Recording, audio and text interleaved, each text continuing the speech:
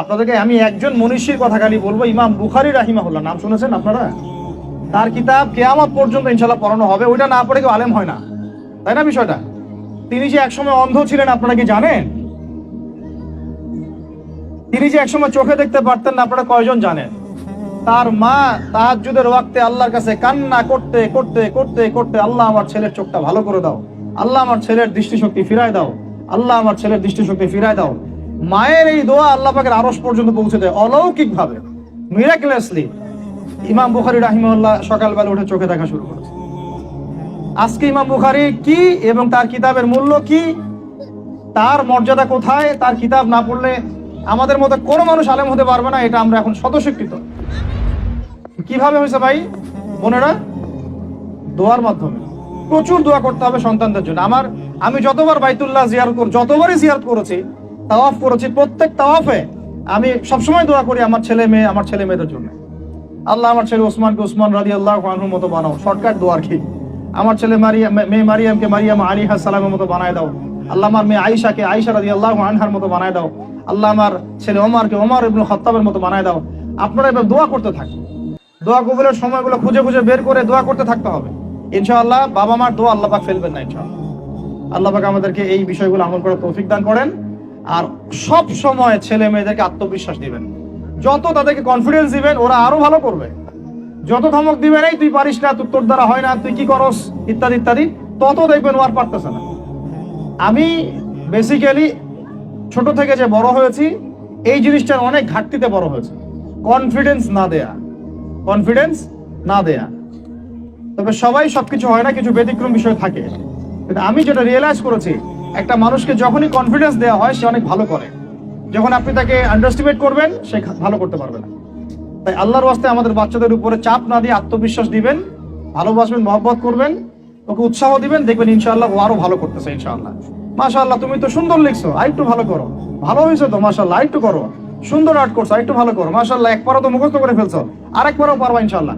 ওকে এইভাবে boost up করতে থাকেন ইনশাআল্লাহ তাআলা। দেখবেন এভাবে যদি একটা পরিকল্পনা মাফিক আমরা আগাই, জাস্ট 20টা বছর সবর করি যদি আমরা, আল্লাহ পাক যেন আমাদেরকে তৌফিক দান করেন, টানা 20 বছর যদি আমরা নেক হায়াতের সাথে এভাবে রাত দিন 24 ঘন্টা নিরলস দিনের কাজ করতে পারি, অ্যাটলিস্ট এডুকেশন সেক্টরে, আমাদের তো পলিটিক্যাল সেকশন নাই, ইকোনমিক সেকশন আমাদের হাতে নাই, অ্যাটলিস্ট শিক্ষা সেক্টরে যদি আমরা এভাবে কাজ করতে পারি, আগামী 20 বছরে বাংলাদেশের শিক্ষা ক্ষেত্রের হুলিয়া পরিবর্তন করে ফেলা সম্ভব ইনশাআল্লাহ। কারণ সবকিছু নতুন করে করা লাগবে না, আমরা শুধু সমন্বয় করব, পরিবেশ গড়ব এবং আমাদের জানমাল, সময়, শ্রম, জমি জমা এগুলো ওয়াকফ করবো ইনশাআল্লাহ আল্লাহর জন্য। এবং এগুলো করলে লাভ কি হবে, ওই বিখ্যাত হাদিসটা দিয়ে শেষ করতেছি, যে নবী সাল্লাল্লাহু আলাইহি ওয়াসাল্লাম বলেছেন, ইযা মাতাল ইনসান, যখন মানুষ ইন্তেকাল করবে বা করে, ইনকাতা আনহু আমালু, তার আমল নামাটা কেটে দেওয়া হয়, বন্ধ হয়ে যায়, ইল্লা সালাস, তিনটা রাস্তা খালি জারি থাকে।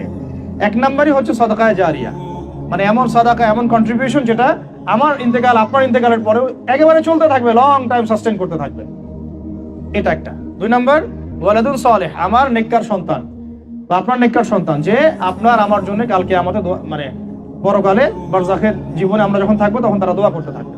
আর আমি বলছি আমার ওমরই শুধু আমার ছেলে না, আপনাদের সবার সন্তান আমার সন্তান, আপনাদের সবার মেয়ে আমার মেয়ে। আমি এভাবে কখনো চিন্তা করি না যে এই যে প্রতিষ্ঠানগুলো আমরা করতেছি বা যে প্রজেক্টগুলো আমরা নিচ্ছি হাতে, এগুলো শুধু আমার ছেলের জন্য, আমার মেয়ের জন্য, কোশ্চিন কালেও না। এদেশের প্রত্যেকটা শিশু আমার শিশু, আমার ছেলে আমার মেয়ে। এদেশের প্রত্যেকটা বোন আমার বোন, এদেশের প্রত্যেক ভাই আমার ভাই। ওইভাবে চিন্তা করে আমাদেরকে না গেলে আমরা জাতিগত পরিবর্তন আনতে পারবো না। তখন আমরা স্বার্থপর হয়ে যাবো, আমার ছেলে বাঁচতেই হলো, আমার মেয়ে বাঁচতেই হলো। তখন হবে কি, আমার ছেলে আদতে বাঁচতে পারবে না, আমার মেয়েও বাঁচতে পারবে না, কারণ ফিতনা যখন সব জায়গায় ছড়ায় পড়বে আমার ঘরেও তো ঢুকবেই, স্বাভাবিক। আর শেষ নাম্বারটা হচ্ছে আল ইলম, এমন জ্ঞান ইউনতাফাউ বিহিন নাস, যে জ্ঞান দিয়ে মানুষ উপকৃত হয়। এই হলো শিক্ষা প্রজেক্টগুলো। আল্লাহ পাক এই হাদিসটার উপর আমাদের সবাইকে আমল করার তৌফিক দান করেন আমি। আর আমি লম্বা করছি না, আপনাদের অনেকেই ক্ষুধার্ত, আমাদের বাচ্চারা ক্ষুধার্ত। আমরা দোয়া করি আল্লাহ পাক যেন আমাদের সবাইকে পবিত্র কোরআন এবং নবীর হাদিস অনুযায়ী জীবন করার তৌফিক দান করেন। 1 নাম্বার, সবাইকে যেন আমাদের এই শিক্ষা প্রজেক্টের সাথে আপনাদেরকে সম্পৃক্ত করেন, আমিন। আমাদের জীবনের গন্তব্যটা আমাদেরকে ফিক্স করার তৌফিক দান করেন, বাচ্চাদেরকে মানুষ করার তৌফিক দান করেন, সবাইকে হালাল খাওয়ার তৌফিক দান করেন, ধৈর্য ধরার তৌফিক দান করেন, নেক আমল আল্লাহ পাক যেন বেশি বেশি করার তৌফিক দেন এবং সুন্নাহ ভিত্তিক জীবন গড়ার তৌফিক দেন।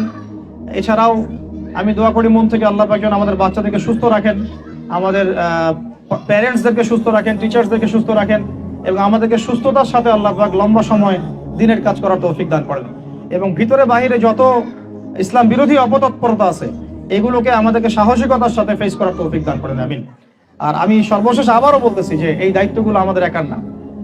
প্রিয় দিনী ভাই এবং বোনেরা, আপনাদের সবার দায়িত্ব আগায় আসেন। আমি এভাবে আগে কখনো বলি নাই, এখন বলতেছি বিকজ আমি চাই না আমাদের কোনো প্রতিষ্ঠান কোনো মানুষের ছত্র ছায়ায় থাক। প্রত্যেকটা প্রতিষ্ঠান, প্রত্যেকটা মার্কাজ, প্রত্যেকটা ক্যাম্পাস শুধু হবে আল্লাহর জন্যে, আল্লাহর জমিতে, আল্লাহর বিল্ডিং, এটা কিয়ামত পর্যন্ত এভাবে থাকবে ইনশাআল্লাহ। এটা আমার কোনো ব্যক্তি মালিকানায় না। আল্লাহর জন্য ওয়াকফ করার আমাদের জায়গা দরকার, কনস্ট্রাকশন দরকার, ফাইন্যান্স দরকার। ইনশাআল্লাহ তাআলা আল্লাহ পাক আমাদেরকে যে নিয়ামতগুলো দিয়েছেন এগুলো যদি আমরা সবার সামনে মানে সুষ্ঠুভাবে উপস্থাপন করতে পারি, আমি আশা করি সারা দেশ বিদেশের অনেক মানুষ আগে আসবে ইনশাআল্লাহ তাআলা। আল্লাহ পাক আমাদেরকে প্রত্যেকটা বিভাগীয় শহরে এরকম প্লে থেকে নিয়ে মাস্টার্স পর্যন্ত, দ্যাট মিনস নুরানি থেকে নিয়ে ইফতা পর্যন্ত এইরকম একটা ক্লাসিক্যাল প্রতিষ্ঠানগুলো, মার্কাজগুলো গড়ে তোলা তৌফিক দান করেন, আমিন।